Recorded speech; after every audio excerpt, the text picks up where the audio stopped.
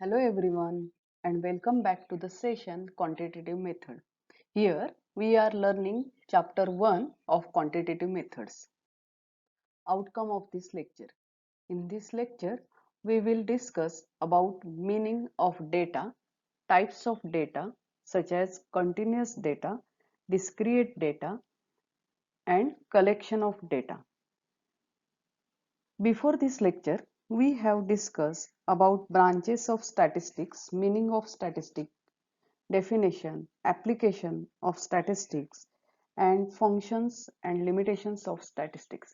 Now, we will discuss about data.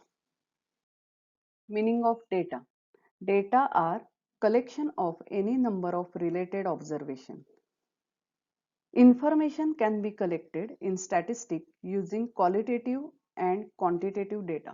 लक्षात घ्या data म्हणजे डेटा मीन्स इन्फॉर्मेशन आणि किती संख्या असू शकते डेटा म्हटल्यानंतर. Information can be collected in statistics by using qualitative and quantitative data. लक्षात घ्या क्वालिटेटिव्ह आणि क्वांटिटेटिव्ह डेटा च्या माध्यमातून आपण इन्फॉर्मेशन गोळा करू शकतो. First of all, we will see what is qualitative data. Qualitative data such as eye color of a group of individuals is not computable by arithmetic relation. They are labeled that advise in which category or class individual object or process fall. They are called categorical variables. लक्षात घ्या डोळ्यांचे रंग म्हणजे जसं निळे डोळे असतात, brown असतात, काही जणांचे ब्लॅक असतात. तर ते तुम्ही हा क्वालिटेटिव्ह डेटा आहे म्हणजे ही क्वालिटी आहे प्रत्येकाच्या डोळ्यांच्या रंगाची. तर त्याचं कलेक्शन हे ऑब्झर्वेशन नुसार कॅटेगरीमध्ये टाकलं जातं म्हणजे प्रत्येकाच्या रंगाच्या कॅटेगरी तयार केल्या जातात आणि माहिती गोळा केली जाते. त्याला कॅटेगरिकल व्हेरिएबल्स असं म्हणतात. यालाच क्वालिटेटिव्ह डेटा असं म्हणतात. Quantitative data set consists of measures that take numerical values like ages of student.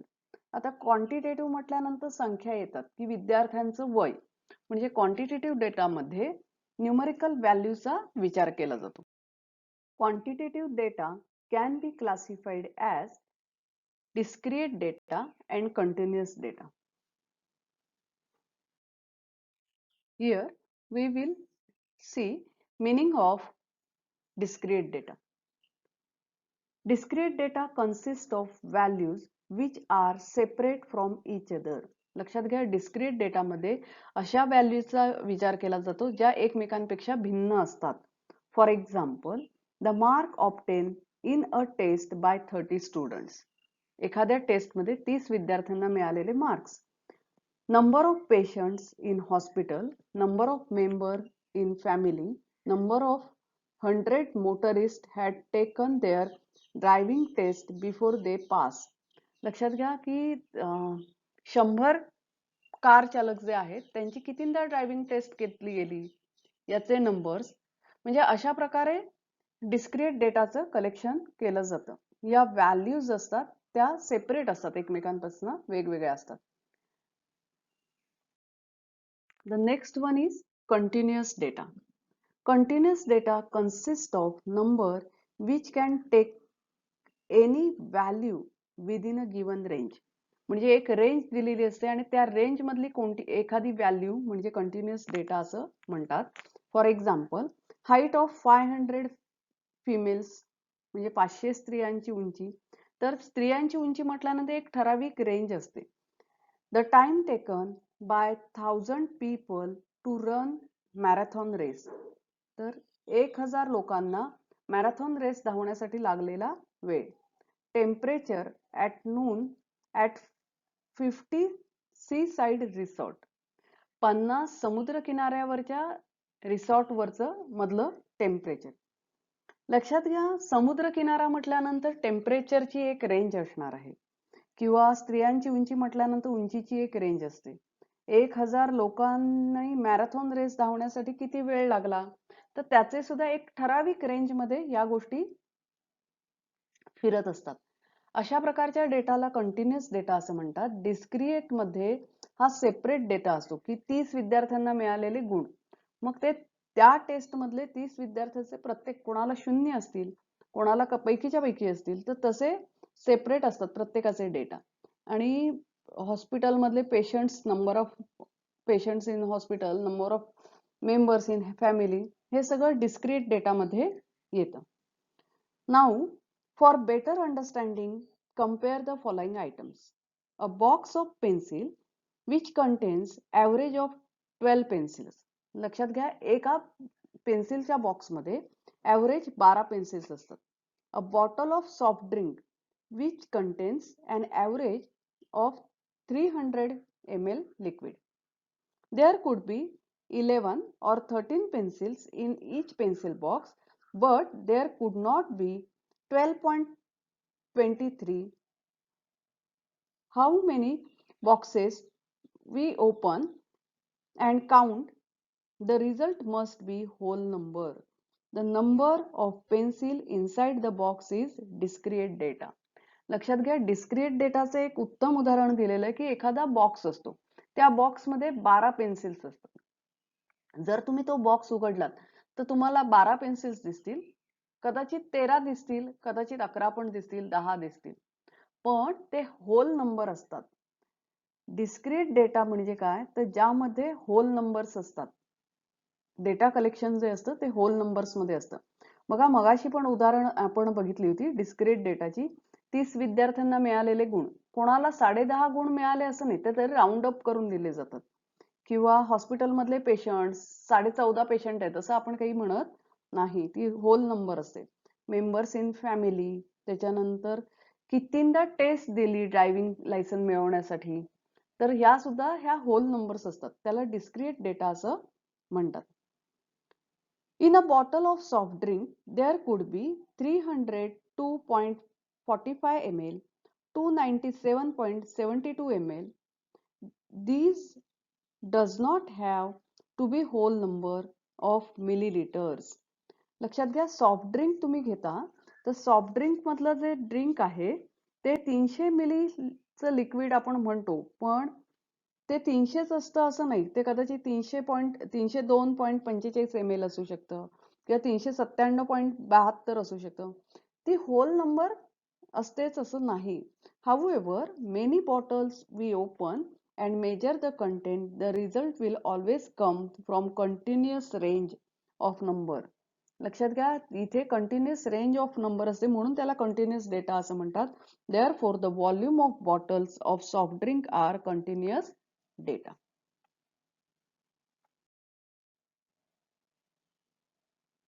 Now, in front of you, there is a chart which shows the methods of collection of data.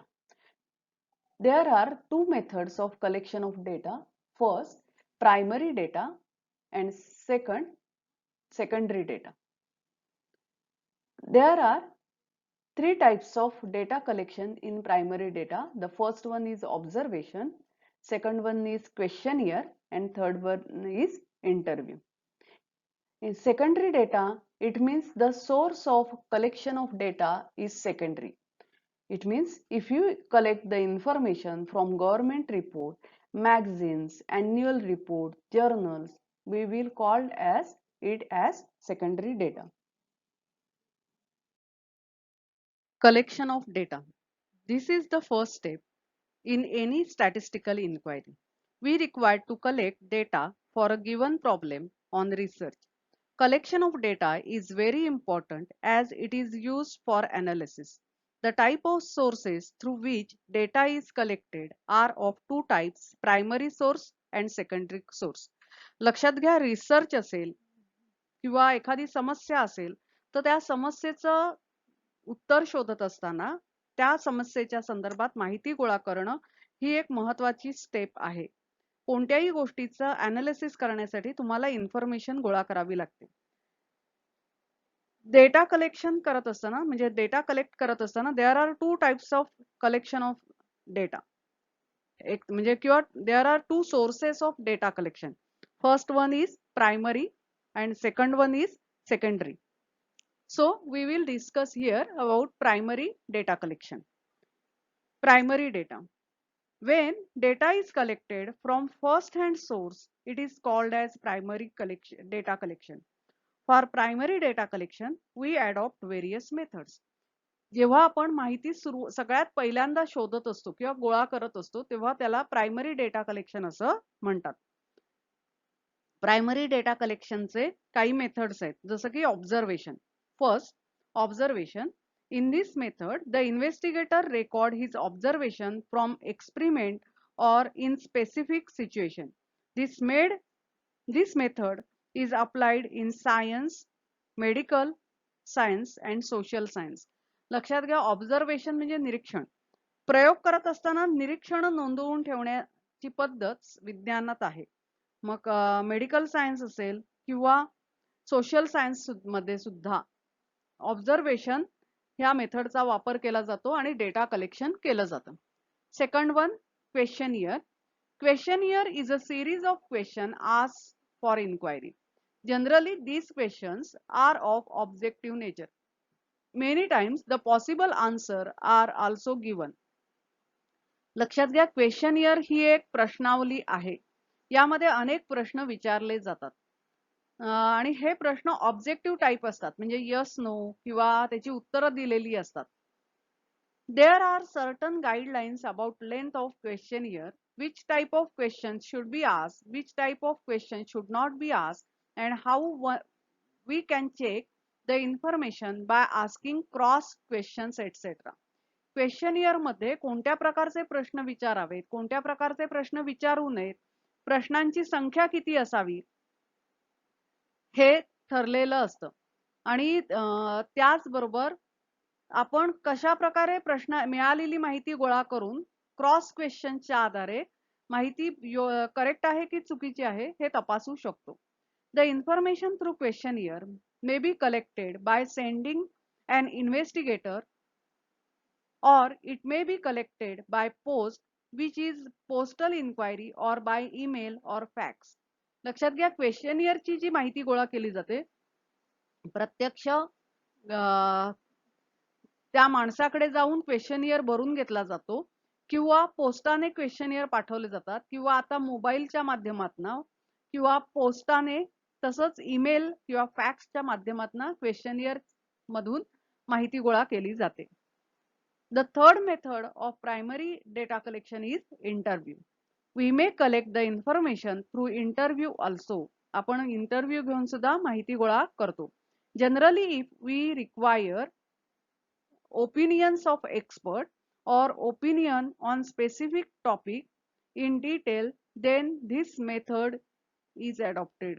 म्हणजे एखाद्या तज्ञाचं आपल्याला मत हवं असेल एखाद्या विषयाच्या संदर्भात तर त्यावेळेला आपण इंटरव्ह्यू घेतो. दिस इज कंपॅरेटिव्हली इनफॉर्मल मेथड. लक्षात घ्या, फॉर्मल आणि इनफॉर्मल हे दोन माध्यम आहेत, दोन प्रकार आहेत कम्युनिकेशनचे. इनफॉर्मल म्हणजे सहज गप्पांमधनं आपण माहिती गोळा करत असतो. It require to prepare an interview schedule for interview. Most of the commission and committee appointed by government to carry on investigation and make use of this method. लक्षात घ्या, बरेच इंटरव्ह्यूचं शेड्यूल तयार करणं आवश्यक आहे आणि बऱ्याचदा कमिशन किंवा कमिटी ज्या अपॉइंट केलेल्या असतात सरकारच्या तर्फे त्या ह्या मेथडचा वापर करतात माहिती गोळा करण्यासाठी. Secondary method, secondary data. Secondary data means data that are already available, that is, they refer to the data which have already been collected and analyzed by someone else. Secondary data म्हणजे जो उपलब्ध असलेली माहितीचा उपयोग जेव्हा केला जातो, नवीन माहिती गोळा केली जात नाही तर उपलब्ध माहितीच्या आधारे माहितीचं कलेक्शन केलं जातं, त्याला सेकंडरी डेटा असं म्हणतात. They refer to the data which have already been collected and analyzed by someone else. कोणीतरी ती माहिती गोळा केलेली असते, analyze केलेली असते. While collecting such type of information, we should observe authenticity of such sources. लक्षात घ्या, अशा प्रकारची सेकंडरी डेटा मधनं आपण ज्या वेळेला डेटा कलेक्शन करतो त्यावेळेला ऑथेंटिसिटी चेक करणं आवश्यक आहे. योग्य सोर्स आहे ना हा माहितीचा, हे तपासणं अत्यावश्यक आहे.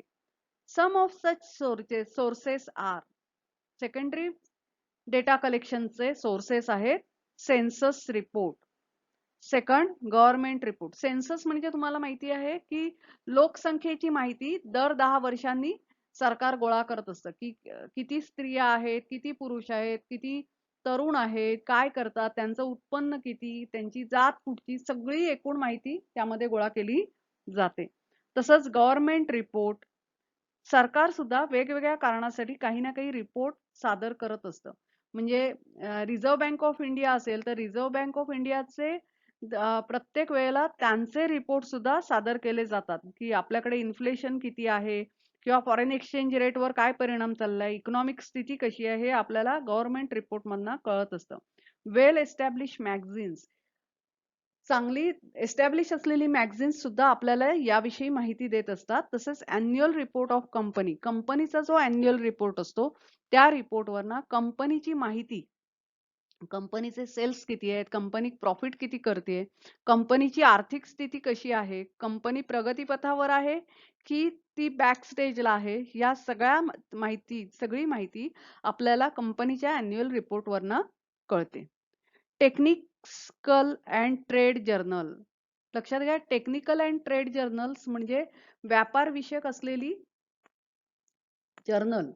या जर्नलमध्ये किंवा टेक्निकल जर्नलमध्ये सुद्धा आपल्याला माहिती मिळू शकते.